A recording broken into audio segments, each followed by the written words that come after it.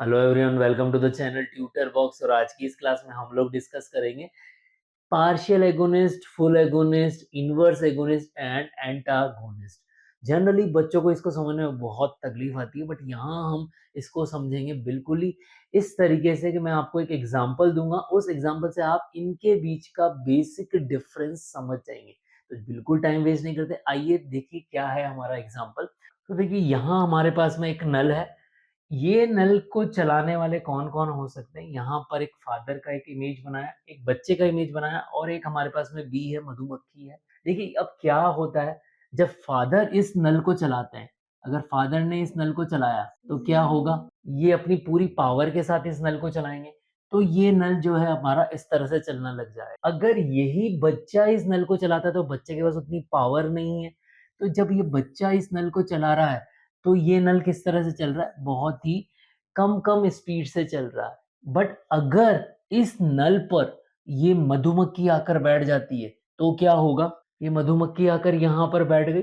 अब इस नल पर जो है कुछ भी नहीं होगा, मतलब कि जो बच्चे ने इस नल को चलाया, उसका इफ़ेक्ट खत्म हो जाएगा। फादर ने जो नल चलाया, उसका इफ़ेक्ट भी खत्म हो जाएगा। मधुमक्खी की प्रेज़ेंस में ना फादर इस नल को चला पाएँगे, ना ये बच्चा इस नल को चला पाएगा। तो ये हमारा एक एग्जाम्पल हुआ। आइए इसी एग्जाम्पल को देखते हैं कि इसमें नल क्या है, मधुमक्खी क्या है, फादर क्या है, बच्चा क्या है, इसी को हम समझते हैं। तो देखिए यहाँ पर जो नल था उस पर सभी लोग आकर क्या कर रहे थे, बाइंड कर रहे थे। तो यहाँ जो नल हो गया वो हमारा क्या हो गया, रिसेप्टर हो। और फादर, बच्चा और मधुमक्खी जो थी वो हमारे क्या हो रहे थे, नल से आकर बाइंड हो रहे थे। इसका मतलब ये क्या हो गए, लाइगेंड हो गए। क्योंकि लाइगेंड क्या होता है, लाइगेंड वो केमिकल कंपाउंड होता है जो कि किसी रिसेप्टर पर जाकर बाइंड करे। और रिसेप्टर क्या होता है, जिसमें बाइंडिंग कैपेसिटी हो किसी भी लाइगेंड से या किसी भी केमिकल को बाइंड करने की कैपेसिटी। तो यहाँ पर हमारे पास में ये तीनों क्या हो गए, लाइगेंड हो गए। और नल जो है वो क्या हो गया, रिसेप्टर हो गया।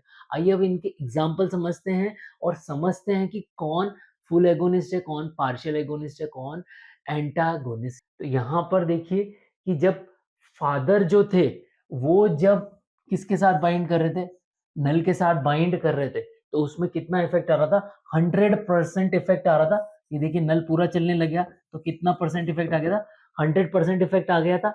इसका मतलब ये क्या हो गया था, फुल एगोनिस्ट हो गए। इसका एग्जाम्पल क्या हो गया, पिलोकार्पिन हो गया हमारा। पिलोकार्पिन जो कोलिनर्जिक रिसेप्टर पर एगोनिस्ट की तरह वर्क करता है। या फिर दूसरा एग्जाम्पल ने मॉर्फिन, जो कि म्यू ओपियोइड रिसेप्टर पर वर्क करता है। क्लियर।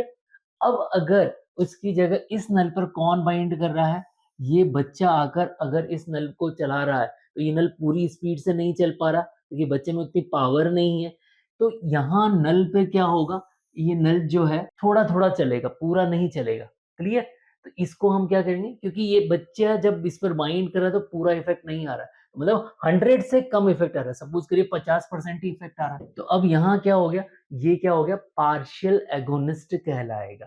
तो पार्शियल एगोनिस्ट का एग्जांपल क्या होगा, अगर हम कोलिनर्जिक रिसेप्टर की बात करें तो वेरिनिसिलीन हो गया।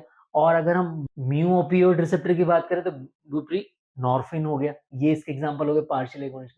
अब अगर हम बी की बात करें, मधुमक्खी की बात करें, तो जब ये यहाँ आकर बाइंड करती है तो यहाँ पर क्या हो रहा है कि ना तो फादर जो है वो नल को चला पा रहा है, ना बच्चा जो है वो नल को चला रहा है। मतलब इसकी प्रेजेंस में कोई भी अपना इफेक्ट नहीं दे पा रहा।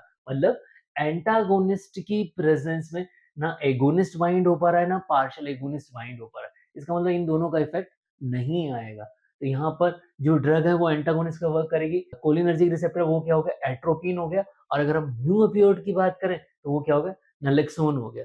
यहाँ ध्यान दीजिए, हमारी बॉडी में मोस्ट ऑफ द रिसेप्टर जो होते हैं वो रेस्टिंग कंडीशन में इनएक्टिव मोड में होते हैं। तो ये जो नल है अभी इनएक्टिव मोड में है, ठीक है ना। ये रेस्टिंग कंडीशन में, तो ये इनएक्टिव मोड में। तो आई होप यहाँ पर आप लोगों को ये तीनों चीजें समझ में आ गई होगी, फुल एगोनिस्ट, पार्शियल एगोनिस्ट और एंटागोनिस्ट। अब हम इनवर्स एगोनिस्ट को समझते हैं। यहाँ पर देखिए ये हमारा नल है। अब ये जो नल है वो क्या है, कॉन्स्टिट्यूटिवली एक्टिव है। मतलब कि ये नल जो है वो क्या है, लीक कर रहा है। इनवर्स एगोनिस्ट हमेशा कहाँ पर एक्टिव होंगे, जो रिसेप्टर कॉन्स्टिट्यूटिवली एक्टिव हो। कॉन्स्टिट्यूटिवली एक्टिव को आप एग्जांपल से समझिए, जैसे कि ये हमारा क्या है, नल है। और ये नल जो है वो क्या कर रहा है, लीक कर रहा है। अगर नल लीक कर रहा है तो इसका मतलब ये क्या है, हमेशा ही एक्टिव है, रेस्टिंग कंडीशन में भी एक्टिव है। ठीक है। अब हम ये बात करते हैं कि अब अगर ये फादर जो है यहाँ आकर नल को चलाता है, तो क्या होगा? ये नल पूरा कितना चल जाएगा? 100% चल जाएगा, क्लियर? बट अगर इस नल को अगर प्लम्बर आकर ठीक कर दे, तो क्या होगा? ये प्लम्बर आया और इस प्लम्बर ने क्या किया? इस नल को ठीक कर दिया, तो ये नल कैसा हो जाएगा? बंद हो जाएगा, अपना काम बिल्कुल करना बंद कर देगा, मतलब लीक करना बिल्कुल बंद कर देगा। अब अगर इसी नल पर अगर ये जो हमारी बी है, बट मधुमक्खी है, अगर ये आकर बाइंड हो जाती है, तो यहाँ पर ना तो फादर आकर बाइंड कर पाएँगे और ना ही प्लम्बर आकर बाइंड कर पाएगा, मतलब दोनों नहीं आएँगे। तो इस कंडीशन में क्या होगा? तो यहाँ पर इन दोनों का इफ़ेक्ट बिल्कुल नहीं आ पाएगा, क्लियर? तो यहाँ आप समझिए ये जो फादर हो गए, ये क्या हो गए? फुल एगोनिस्ट हो गए, क्योंकि इनकी प्रेज़ेंस में क्या हो रहा है? 100% इफ़ेक्ट आ रहा है।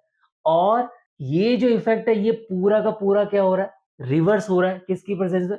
प्लम्बर की प्रेज़ेंस में। तो ये क्या हो गया? इनवर्स एगोनिस्ट हो गए। बट जब ये मधुमक्खी यहाँ पर बाइंड कर रही थी, तो ना तो एगोनिस्ट अपना इफ़ेक्ट शो कर पा रहा था, ना ही इनवर्स एगोनिस्ट मतलब प्लम्बर अपना इफ़ेक्ट शो कर पा रहा था। क्लियर? आइए इसी को अपन एग्ज़ाम्पल से समझते हैं। देखिए यही हमारा नल है, जब इस पर ये एगोनिस्ट आकर बाइंड कर रहा है, तो क्या हो गया? जो हमारा कॉन्स्टिट्यूटिवली एक्टिव रिसेप्टर का एग्जांपल है, वो क्या है? बेंजोडाइज़ेपीन, मतलब ये रेस्टिंग कंडीशन में भी थोड़ा-सा एक्टिव रहता है। समझ में आ गया? कॉन्स्टिट्यूटिवली एक्टिव का मतलब अब अगर एगोनिस्ट आकर बाइंड कर रहा है, तो क्या होगा? फुल इफेक्ट आएगा। क्लियर? इसका एग्जांपल क्या हो गया? डाइज़ेपाम। तो डाइज़ेपाम अपना क्या देगा? काम इफेक्ट देगा, सेडेशन का इफेक्ट देगा। अब हम इसमें इनवर्स एगोनिस्ट का लेते हैं एग्जांपल। इनवर्स एगोनिस्ट है, अगर ये यहाँ पर आकर बाइंड कर रहा है, उसका एग्जांपल क्या है? बीटा कार्बोलिन। तो बीटा कार्बोलिन की प्रेजेंस में क्या होगा? इसका अपोजिट इफेक्ट होगा, मतलब एंजाइटी होगी, कन्वल्जन्स आएंगे, क्लियर? बट अब अगर हम यहाँ कहते हैं कि ना इनवर्स एगोनिस्ट बाइंड हो रहा है, ना एगोनिस्ट बाइंड हो रहा है, क्या बाइंड हो रहा है? एंटागोनिस्ट अगर बाइंड हो रहा है, तो उसका एग्जांपल क्या है? फ्लूमाजेनिल। तो फ्लूमाजेनिल की प्रेजेंस में ना तो डाइज़ेपाम का काम इफेक्ट आएगा, ना सेडेशन इफेक्ट आएगा, और बीटा कार्बोलिन का एंजाइटी का इफेक्ट भी नहीं आएगा और कन्वर्जेंस का इफेक्ट भी नहीं आएगा। गेटिंग द पॉइंट और नॉट? तो यहाँ आई होप आप लोग समझ गए होंगे कि फुल एगोनिस्ट क्या है। फुल एगोनिस्ट वो है जहां पर 100% इफेक्ट आए। पार्शियल एगोनिस्ट क्या है? जहां पर सब मैक्सिमल इफेक्ट आए, मतलब कि जितना मैक्सिमम उससे कम इफेक्ट जो भी आएगा वो पार्शियल एगोनिस्ट का होगा। इनवर्स एगोनिस्ट क्या होगा? जो एगोनिस्ट का ही अपोजिट इफेक्ट हो, और इनवर्स एगोनिस्ट ध्यान रहे हमेशा कॉन्स्टिट्यूटिवली एक्टिव रिसेप्टर पर ही आएगा, क्लियर? और एंटागोनिस्ट क्या हो गया? जो कि एगोनिस्ट और पार्शियल एगोनिस्ट को अपना वर्क नहीं करने दे, और उसका खुद का भी कुछ वर्क नहीं, जैसे यहाँ मधुमक्खी अगर बाइंड हो रही है, उसका खुद का कुछ वो अपना इफेक्ट नहीं है, बट वो इन दोनों के वर्क को रोक रही है, मतलब एगोनिस्ट के वर्क को रोक। आई होप आप लोगों को यहाँ पर इस एग्जांपल से समझ में आ गया होगा कि फुल एगोनिस्ट क्या है, पार्शियल एगोनिस्ट क्या है, इनवर्स एगोनिस्ट क्या है और एंटागोनिस्ट क्या है।